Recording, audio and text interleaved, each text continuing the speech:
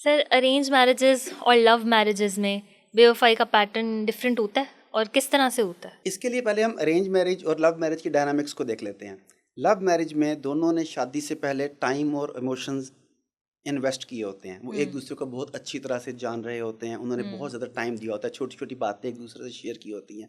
اب وہ شادی کر لیتے ہیں اور وہ سمجھتے ہیں کہ ساری زندگی ہم اسی فینٹیسی ورلڈ میں رہیں گے, مسلسل ایسی اچھی اچھی باتیں کرتے رہیں گے. شادی کے بعد کام کاج بھی کرنے پڑتے ہیں, شادی کے بعد گھر کی ذمہ داریاں بھی آتی ہیں, شادی کے بعد بچے بھی ہو جاتے ہیں, تو وہ وقت اتنا نہیں دیا جاتا. اب بعض اوقات ان پارٹنرز میں یہ غلط فہمی پیدا ہو جاتی ہے کہ آپ پہلے جیسے نہیں رہے.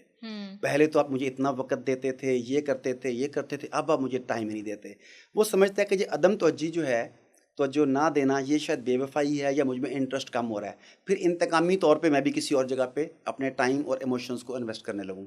ایک اس میں سچویشن یہ ہو سکتی ہے. آن دا ادر ہینڈ جب آپ ارینج میرج میں دیکھتے ہیں تو ارینج میرج میں دونوں پارٹنرز عموماً ایک دوسرے کو اچھے طریقے سے نہیں جانتے ہوتے, اور بعض اوقات جانتے ہی نہیں ہوتے. بس منگنی کے وقت ہی تعارف ہوا تھا کہ یہ کون ہے اور یہ کون نہیں ہے.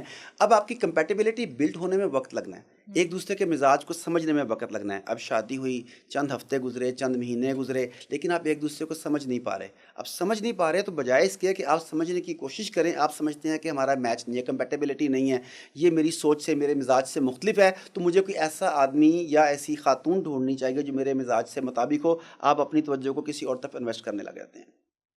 جو آپ نے اس سوال سے پہلے سوال پوچھا تھا کہ شادی سے پہلے کی کاؤنسلنگ کتنی ضروری ہے, اس طرح کے مواقع پہ وہ کاؤنسلنگ کام آتی ہے کہ وہ آپ کو بتاتے ہیں, اگر آپ کی لو میرج ہے تب بھی بتاتے ہیں کہ اس وقت کے حالات کچھ اور تھے, آپ نے دھلاوا منہ نہیں دیکھا تھا, اب آپ نے دھلاوا منہ دیکھ لیا, حالات بدل گئے ہیں.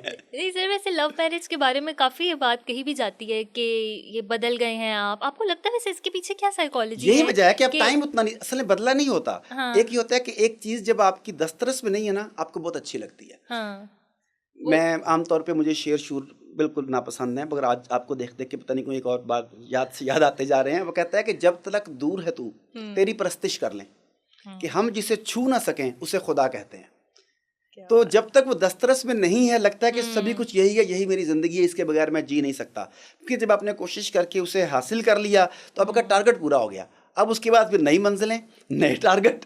ایک وجہ یہ بھی ہوتی ہے, اور ایک وجہ یہ ہوتی ہے کہ وہ توقع کرتے ہیں کہ شادی سے پہلے جو وقت اور توجہ مل رہی تھی شادی کے بعد بھی وہی ملتی رہے گی. شادی کے بعد وقت کے ساتھ ساتھ حالات بدلتے ہیں, بچے ہوتے ہیں, ذمہ داریاں بڑھتی ہیں, پھر آپ کو ایڈجسٹ کرنا پڑتا ہے. تو ان دونوں صورتوں میں آپ کو اگر کوئی پراپر گائیڈ کرنے والا آدمی ہو تو رشتہ خراب ہونے سے بچ سکتا ہے. وہ سر کہتے ہیں نا, چاند حاصل ہو جائے تو کہاں چاند ویری لگتا ہے. گڈ, ایگزیکٹلی, بالکل. چاند جب تک دور ہے تبھی چاند ہے.